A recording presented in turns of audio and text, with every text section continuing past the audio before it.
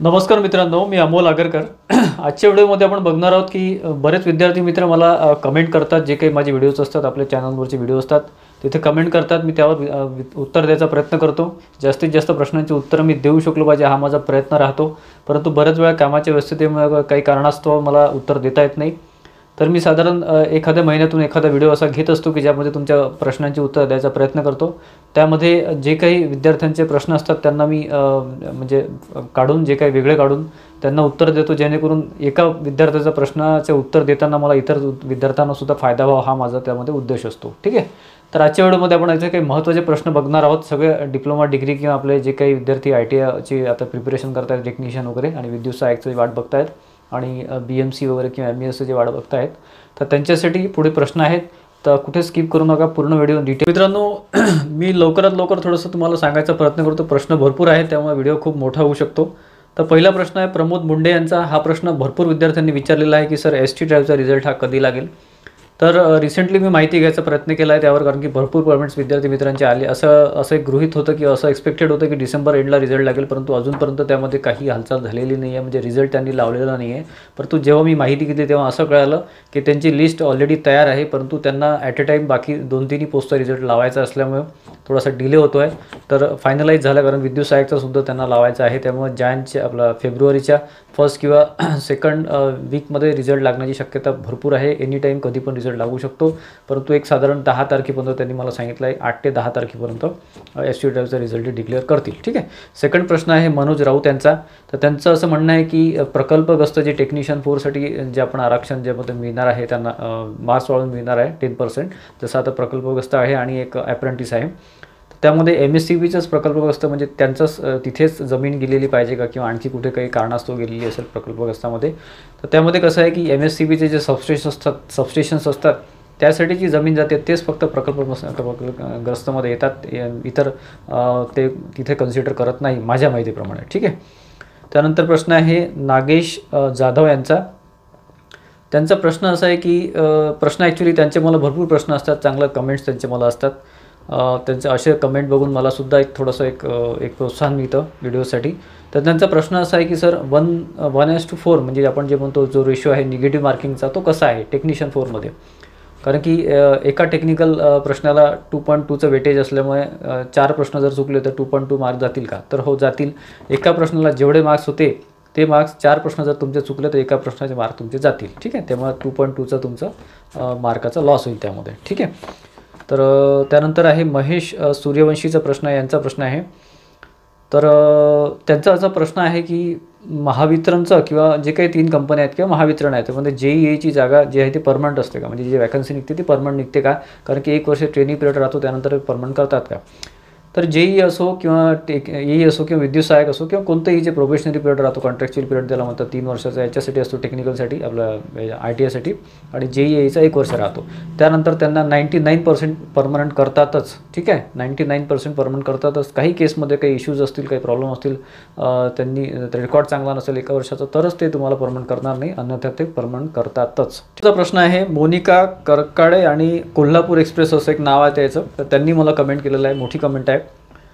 त्यावरून त्यांचा प्रश्न एक सारांशमध्ये म्हणतो तुम्हाला सांगतो. इतर विद्यार्थी जे काही लेडीज आहेत त्यांनासुद्धा हा कामात पडू शकतो.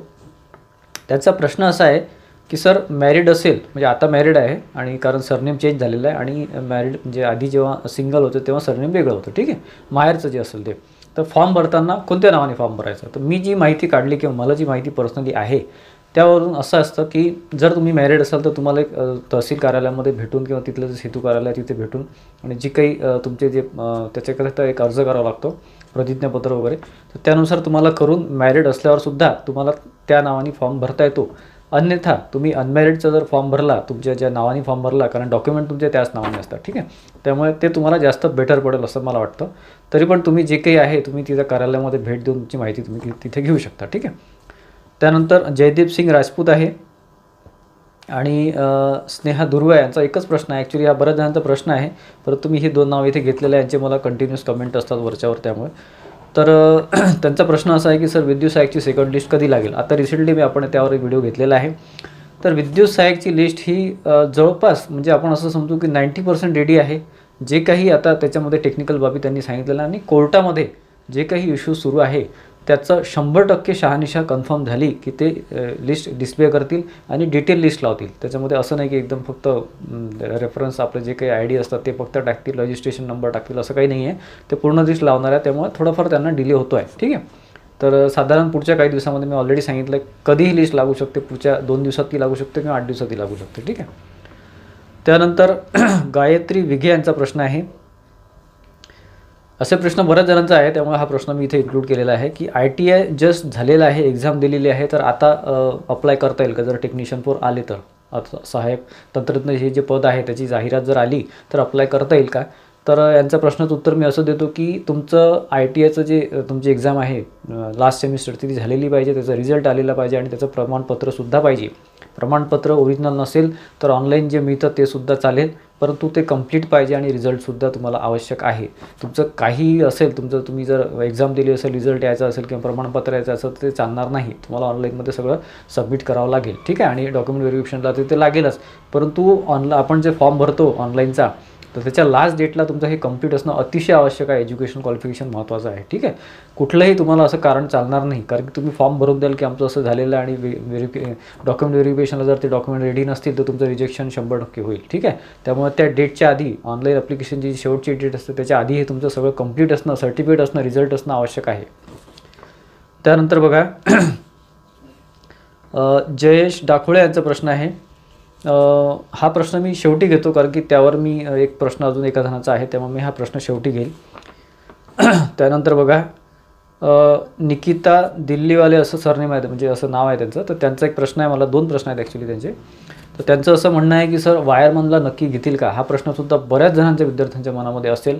मी आधीसुद्धा एका व्हिडिओमध्ये सांगितलेलं आहे की वायरमनचे चान्सेस यावेळी 70 to 80% का आहेत, कारण की ते सगळ्या ठिकाणी क्रायटेरियामध्ये बसत आहे, सिलेबस सेम आहे. 10वी+ ज्यांनी वायरमन केलेलं आहे त्यांना ते इलिजिबल करू शकतात. ठीक आहे. 8वी+ नाही चालणार, 10वी+ चालू शकतं. ठीक आहे. परंतु ते अजूनही कन्फर्मेशन त्यावर आलेलं नाही आहे. ॲड आल्यावरती गोष्ट कन्फर्म होईल. परंतु मधल्या पिरियडमध्ये वायरमन जे काही युनियन्स आहे किंवा जे काही युनियन म्हटल्यापेक्षा जे काही तिथे कोर्टामध्ये काही अर्ज करण्यात आले आहे किंवा विनंती करण्यात आली आहे त्यावरून ते कन्सिडर करून यावेळेस ते चान्स देऊ शकतात वायरमनला. परंतु 10+ ITI वायरमन असेल तरच ते चालेल, 8+ चालणार नाही, हे 100%. ठीक आहे. त्यानंतर बघा पुरुषोत्तम कायकोडी असं सरनेम आहे. तर त्यांनी एक प्रश्न विचारलेला आहे, महत्त्वाचा प्रश्न आहे की प्रकल्पग्रस्ताचं 10% जर मिळायचे असतील तर प्रकल्पग्रस्ताचं सर्टिफिकेट फक्त आपलंच पाहिजे का, म्हणजे आपल्याच नावाने पाहिजे का किंवा वडिलांचं चालेल? तर कुटुंबामधल्या कोणाचंही, जसं वडिलांचं आहे तर तुमचं कुटुंबामध्ये 4-5 जणांचं जे काही असेल तर त्यांना सगळ्यांना चालेल. ठीक आहे. वडिलांचं असेल तर तुम्हाला चालेल, तुम्हाला 10% मिळतील त्यामध्ये. ठीक आहे. त्यानंतर बघा निलेश केतन असं काहीतरी सरनेम आहे. तर त्यांचा प्रश्न असा आहे की ट्रान्सको टेक्निशियनची जी ॲड आता येणार आहे त्यामध्ये डिप्लोमा चालेल का? तर बऱ्याच जणांचा हा प्रश्न असतो. डिप्लोमा चालत नाही, 100% सांगतो, डिप्लोमा चालत नाही, डिग्री चालत नाही. ITI इलेक्ट्रिशियन पाहिजे आणि वायरमनला ते अलाउ करू शकतात. ठीक आहे. डिप्लोमा चालत नाही. त्यानंतरचा प्रश्न आहे AK आणि YT असं त्यांचं नाव आहे. त्यावरून त्यांनी प्रश्न असा केला आहे की महावितरणची ॲप्रेंटिस सुरू आहे. ठीक आहे. महावितरणची ॲप्रेंटिस सुरू आहे. आता टेक्निशियन 4साठी किंवा जे काही आता येणार आहे वॅकन्सी ट्रान्सकोची, तर त्यामध्ये अप्लाय करता येईल का, फॉर्म भरता येईल का? त्याचं उत्तर असं आहे की फॉर्म भरता येईल, तुम्हाला अप्लायसुद्धा करता येईल. परंतु तुमचं ॲप्रेंटिस जर कंप्लीट व्हायच्या आधी तुमचं जर जॉईनिंग होत असलं तर तिथे थोडासा तुम्हाला व्यवस्थित इथे सोडावं लागेल. ते म्हणजे आपलं ॲप्रेंटिस तुम्हाला मध्येच सोडावे लागेल. त्याकरता तुम्हाला थोडंसं इंटिमेशन तिथे द्यावं लागतं अप्लाय करताना. अप्लाय जर तुम्ही तिथे करत असाल महाट्रान्सकोसाठी तर तुम्हाला तसं एक विनंती अर्ज म्हणा किंवा काय म्हणा, तुम्हाला तिथे एक थोडंसं नोटिफाय करावं लागतं. एक बाय लेटर तुम्ही तुमचे जे डिव्हिजनचे जे हे असतात एक्झिक्युटिव्ह इंजिनियर त्यांना थोडंसं तुम्ही कळून देऊ शकता. ठीक आहे. जेणेकरून तुम्हाला पुढे प्रॉब्लेम येणार नाही डॉक्युमेंटेशनचा. ठीक आहे. ते अप्लाय करता येईल, तुम्हाला काही प्रॉब्लेम नाही. त्यानंतर दीपाली शेलार यांचा प्रश्न आहे की महिला आरक्षण विद्युत सहाय्यकच्या वेळेस मी काढलं होतं बा, तर ते आता चालेल का, असा यांचा प्रश्न आहे दीपाली शेलार यांचा. तर चालेल, फक्त त्याच्या डेट्स चेक करायच्या. आपण जी ऑनलाईन ॲप्लिकेशनची लास्ट डेट असते त्याच्या आधी जर ते व्हॅलिड असेल तर चालेल, नाही तर तुम्हाला एक वेगळं काढावं लागेल. लेटेस्ट लागतं तुम्हाला. ठीक आहे. लेटेस्ट म्हणजे त्या डेटच्या आधीचं लागतं, ऑनलाईन ॲप्लिकेशनच्या डेटच्या आधीचं जी काही व्हॅलिडिटी त्या डेटला असली पाहिजे त्याची, ऑनलाईन ॲप्लिकेशनची जी लास्ट डेट असते त्याला. त्यानंतर प्रश्न आहे अक्षय कळंबेकर हा थोडा कॉमन प्रश्न आहे की सर मी विद्युत सहाय्यक आहे, अप्लाय करता येईल का मला महाट्रान्सकोला? तर डेफिनेटली अप्लाय करता येईल. विद्युत सहाय्यक बरेच विद्यार्थी मित्र माझ्या कॉन्टॅक्टमध्ये आहे, ते सुद्धा अप्लाय करत आहे. तर डेफिनेटली अप्लाय करता येईल, काहीही प्रॉब्लेम नाही आहे. तुम्ही कॉन्ट्रॅक्च्युअल बेसिसवर आहे, तुम्हाला कंपनीमध्ये जॉब कधी रिझाईन करता तो काही प्रॉब्लेम नाही आहे. महाट्रान्सकोमध्ये तुम्ही अप्लाय करा, तुम्ही प्रिपरेशन करा, तुमचं सिलेक्शन झालं की जेव्हा तुमचं सिलेक्शन कन्फर्म होईल त्यावेळेस तुम्ही इथे रिझाईन करा, काही इश्यू येत नाही. फक्त 1 महिना नोटीस पिरियड वगैरे असतो, तो कदाचित तुम्हाला नाही राहणार कारण तुम्ही कॉन्ट्रॅक्च्युअल बेसिसवर आहे, पण तुम्हाला कळवावं लागेल आणि इश्यू कोणताच येणार नाही आहे, तुम्हाला ते रिलीव्ह करतील डेफिनेटली, काही प्रॉब्लेम नाही. ठीक आहे. आणि त्यानंतर प्रश्न आहे भूषण चरडे यांचा की अप्रेंटिस ही जी अप्रेंटिस लागते MSc-TCLला जी लागते आता महाट्रान्सको टेक्निशियन 4साठी ती MSc-TCL किंवा पारेषणचीच लागते का की इतर चालते, असा एक भूषण चरडे यांचा महत्त्वाचा प्रश्न आहे. तर यामध्ये माझ्या माहितीनुसार महाट्रान्सकोचाच तुम्हाला लागेल अप्रेंटिस. कारण कसं आहे की 2016मध्ये मला वाटते काहीतरी कोणाचा तरी असा इश्यू झाला होता, त्यांनी महावितरणची की महाजनकोची अप्रेंटिस होती, त्यांनी ते हो म्हटलं होतं, त्यांनी येस केलेलं होतं त्या विद्यार्थ्यांनी. परंतु डॉक्युमेंट व्हेरिफिकेशनमध्ये अप्रेंटिस महाट्रान्सकोची नसल्यामुळे त्याचं सिलेक्शन पूर्णपणे कॅन्सल झालं. कारण की अप्रेंटिस एक तर तुम्ही नो करा, असेल तर महाट्रान्सकोची असेल तरच तुम्ही हो करा. कारण कसं आहे की तुम्ही जे फॉर्म भरता हा फार महत्त्वाचा विषय असतो, हा पॉईंट महत्त्वाचा असतो, तिथे तुमचं पुढे सुद्धा रिजेक्शन होऊ शकतं. कारण की त्यांनी MSCB/ महाट्रान्सको म्हटलं आहे. MSCB का म्हटलं? कारण आधी MSCB नाव होतं, त्यामध्ये महाट्रान्सको त्याचं पाहिजे तुम्हाला. त्यांचं तसं जर असतं तर त्यांनी फक्त MSCB टाकलं असतं. MSCBमध्ये मग 3ही कंपन्या आल्या, परंतु त्यांनी MSCBमध्ये तुमचं महाट्रान्सको पाहिजे असं म्हटलं. तरचा एक थोडं महत्त्वाचा प्रश्न असा आहे की राहुल पवार यांचा प्रश्न आहे की सर JEE वॅकन्सी कुठे आणि कधी येईल? हा थोडा महत्त्वाचा प्रश्न यासाठी आहे कारण की JEE आणि डिप्लोमा होल्डर्सच्या वॅकन्सीची शक्यता म्हणजे फक्त महावितरणमध्ये थोडीफार आहे, बाकी ट्रान्सकोमध्ये नाही आहे. आणि जनरेशनमध्ये तर वॅकन्सीचं काय तिथे काय आपण काहीच सांगू शकत नाही, काहीच एक्सपेक्टेशन तिथे ठेवू शकत नाही. परंतु महावितरणमध्ये JEEचे चान्सेस आहे. आणि रिसेंटली जे मी अपडेट्स दिले आहे आपल्या BMC रिलेटेड, तर BMCमध्ये पुढच्या 3-4 महिन्यामध्ये 2-3 महिन्यामध्ये याची येऊ शकते JEEबद्दल, म्हणजे जे काही डिप्लोमा होल्डर्स आहेत त्यांच्याबद्दल सांगतो. तर बाकी सध्या कुठे नाही आहे वॅकन्सी, म्हणजे आपल्या याच्यामध्ये तरी नाही आहे स्टेट गव्हर्नमेंटला आपल्या इथे. बाकी मग सेंट्रल गव्हर्नमेंटला निघतच राहतात रेल्वेजमध्ये वगैरे. तर सध्या JEE आपल्या याच्यामध्ये महावितरणमध्ये थोडेफार चान्सेस आहे डिप्लोमा. असं आहे मित्रांनो निलेश केदार यांचा, तर त्यांचा प्रश्न असा आहे की BMC किंवा MESC जे काही वॅकन्सी येणार होती तर ती अजूनपर्यंत आलेली नाही, त्यावर काही अपडेट्स आहे का किंवा वॅकन्सी येणार आहे का? तर BMCमध्ये तुम्हाला ऑलरेडी मी अपडेट दिलेलं आहे माझ्या आजच्या व्हिडिओमध्ये आपल्या चॅनलच्या.